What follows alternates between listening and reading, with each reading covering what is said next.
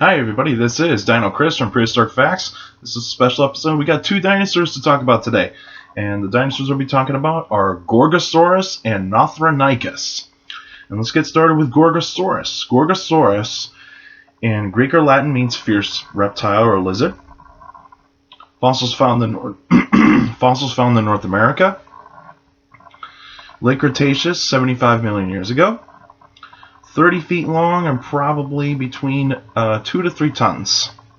And it's a carnivore, and when we look at Gorgosaurus, it's actually a tyrannosaur. And Gorgosaurus being a tyrannosaur, it actually is got the characteristics of Tyrannosaurus. It's got the two-fingered hands. It's got a big skull with big teeth, and basically good senses.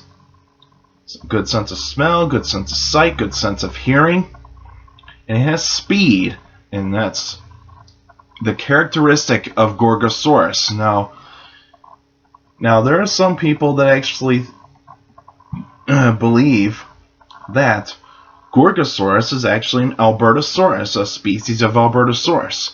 But even though it wasn't until, I believe, in the late 90s or the early 2000s that scientists have actually concluded that Gorgosaurus is actually its own species. It's not like Albertosaurus. Now, those two probably did come in contact with one another from time to time.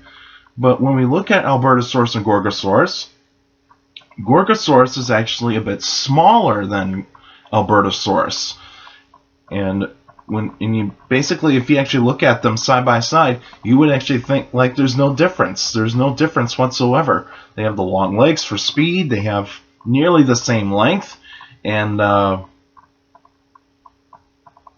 pretty much nearly the same identical features of the skeleton. But reasons why that it's not an Albertosaurus, because its size, and also there are distinct differences though too. The skull of Gorgosaurus is actually a little bit more slender than Albertosaurus. It's because Albertosaurus is a tad bit more robust, and so that you actually see that Albertosaurus has pretty much a thicker skull, probably have a little bit more muscle in the power of the jaws than Gorgosaurus. And Gorgosaurus would actually have been able to slice flesh off of bones. That's pretty much what it actually be doing, because considering that it has the elongated snout, and that's elongated snout for a tyrannosaur, and that's not like Chianzosaurus, where it has this really elongated snout. But when we look at Gorgosaurus, it's probably a bit faster than Albertosaurus. Probably reaching speeds between 30 to 35 miles per hour, whereas Albertosaurus can go to 30 miles per hour, And Gorgosaurus would have probably been able to actually attack the hadrosaurs a little bit more than the ceratopsians. It probably could actually take down some ceratopsians if it had to, but even though with its body build, it's probably designed to catch hadrosaurs, because it has the speed, and it needs that speed to catch hadrosaurs. And of course, the environment that Gorgosaurus lived in, it would have been swampy areas where been mostly found. There's been some Gorgosaurus fossils that have been found in pretty close to Alaska, and that could actually indicate that Gorgosaurus probably stayed there when it was harsh winter-like conditions. But even though it probably didn't even hunt that much during those winter months, because it needed to stay warm. But even though it probably did have feathers, Gorgosaurus probably did have feathers for insulation, especially the northern Gorgosaurus probably had thicker plumage, whereas where you get to further south, like to Montana and Wyoming, it probably didn't need to have that many feathers, because during that time, Montana and Wyoming, like North Dakota and South Dakota, probably didn't even have that kind of winter-like environments that much. So it's basically a little bit warmer environment.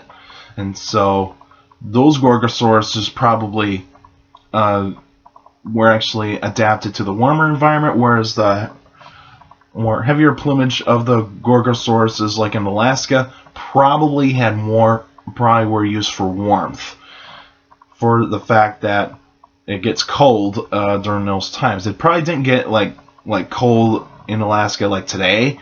It probably would have gotten to probably like maybe say towards freezing, probably 32 degrees Fahrenheit, probably a little bit higher. But even though it was really harsh conditions for those kinds of dinosaurs. And so Gorgosaurus, there's many specimens of Gorgosaurus that you can find in museums. One in particular, in the Indianapolis Children's Museum, they have a Gorgosaurus that actually has a horrific injury in its lower leg, and it is one of the most devastating injuries that you actually see out of any tyrannosaur, because its leg bone has actually been shattered. It's been shattered by an enormous force, probably an ankylosaur, if that actually had to be the case.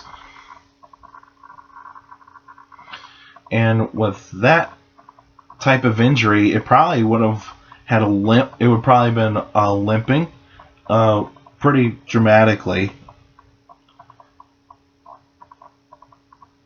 and with that injury, it would have probably had the bone poking through the skin, and so this would actually have been a cause of concern, especially for infection.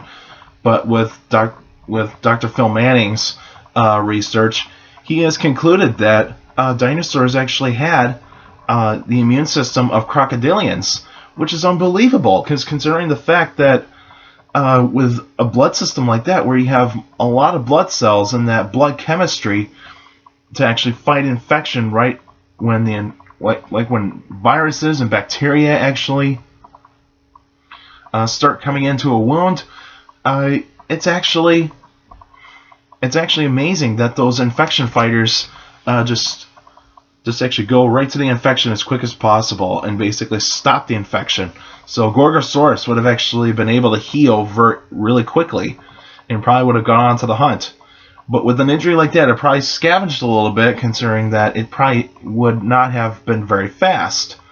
But when it healed, it actually had you could have probably seen a little bit like a little lump on the leg of where the bone used to actually peek through the skin, and there would have probably been a scar though too. And so that Gorgosaurus probably would have not have been very fast after that injury, so it would have probably relied on ambush. But like all tyrannosaurs, you can see any kind of injury that you can find, especially in most theropods, especially from hunting.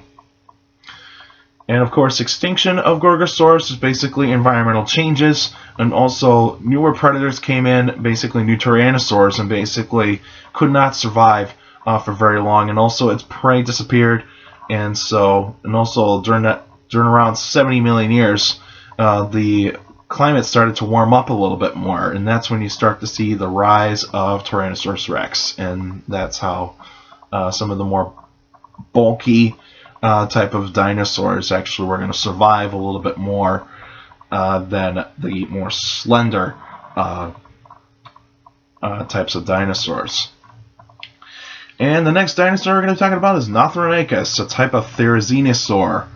And Nothronychus in Greek or Latin means sloth claw, considering it's a therizinosaur. Fossils have been found in southern North America, middle to late Cretaceous, 90 million years ago, 15 feet long and probably weighed a ton. And distinct features of Nothronychus of being a therizinosaur: big arms with long claws, long neck, small head, heavier built type of dinosaur. When you look at therizinosaurs, they're very heavily built because they're in the process of actually becoming herbivores.